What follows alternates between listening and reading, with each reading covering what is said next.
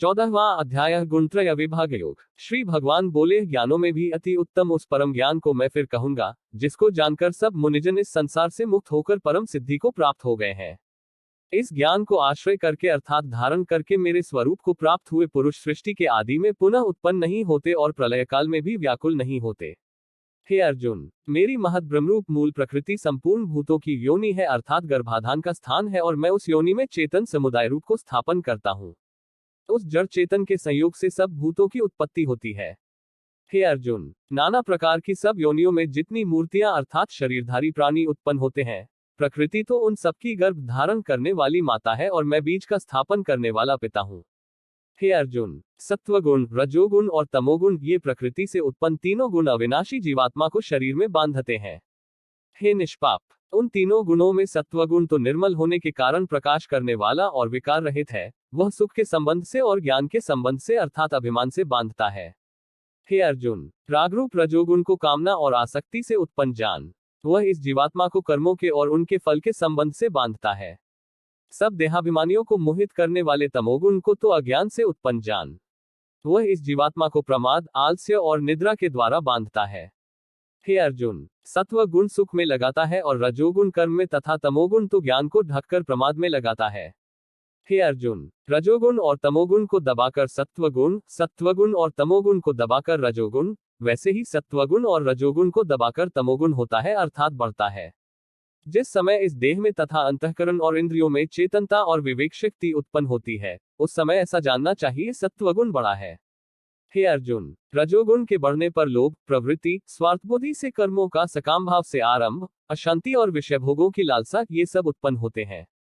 हे अर्जुन, तमोगुण के बढ़ने पर अंतःकरण व इंद्रियों में अप्रकाश, कर्तव्य कर्मों में अप्रवृत्ति और प्रमाद अर्थात व्यर्थ चेष्टा और निद्रादि अंतःकरण की मोहिनी वृत्तियां ये सभी उत्पन्न होते हैं। जब यह मनुष्य सत्वगुण की वृद्धि में मृत्यु को प्राप्त होता है, तब तो उत्तम कर्म करने वालों के निर्मल दिव्य स्वर्गादि लोकों को प्राप्त होता है। रजोगुण के बढ़ने पर मृत्यु को प्राप्त होकर कर्मों की आसक्ति वाले मनुष्यों में उत्पन्न होता है तथा तमोगुण के बढ़ने पर मरा हुआ मनुष्य कीट, पशु आदि मूढ़ योनियों में उत्पन्न होता है। श्रेष्ठ कर्म का तो सात्विक अर्थात सुख, ज्ञान और वैराग्यादि निर्मल फल कहा है। राजस कर्म का फल दैख तथा तामस कर्म का फल अज्ञान कहा है। सत्वगुण से ज्ञान उत्पन्न होता है और रजोगुण से निस्संदेह लोभ तथा तमोगुण से प्रमाद और मोह उत्पन्न होते हैं और अज्ञान भी होता है। सत्वगुण में स्थित पुरुष स्वर्गादि उच्च लोकों को जाते हैं, रजोगुण में स्थित राजस पुरुष मध्य में अर्थात मनुष्यलोक में ही रहते हैं और तमोगुण के कार्यरूप निद्रा, प्रमाद और आलस्यादि में स्थित तामस पुरुष अधोगति को अर्थात कीट, पशु आदि नीच योनियों को तथा नरकों को प्राप्त होते हैं।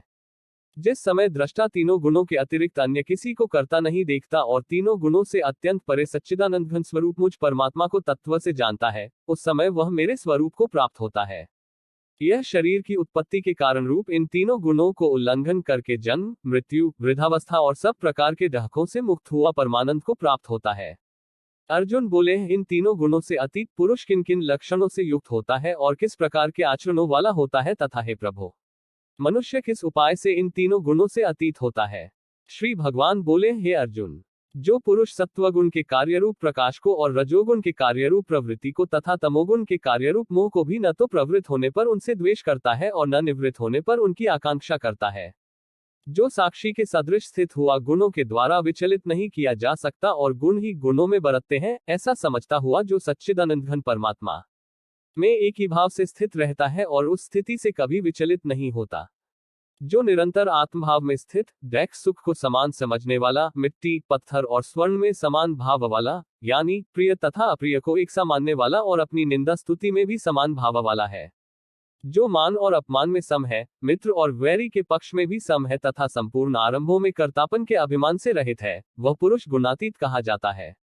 और जो पुरुष अव्यभिचारी भक्ति योग के द्वारा मुझको निरंतर भजता है, वह भी इन तीनों गुणों को भली भांति लांघ कर सच्चिदानंद घन ब्रह्म को प्राप्त होने के लिए योग्य बन जाता है, क्योंकि उस अविनाशी परब्रह्म का और अमृत का तथा नित्य धर्म का और अखंड एकरस आनंद का आश्रय मैं हूँ।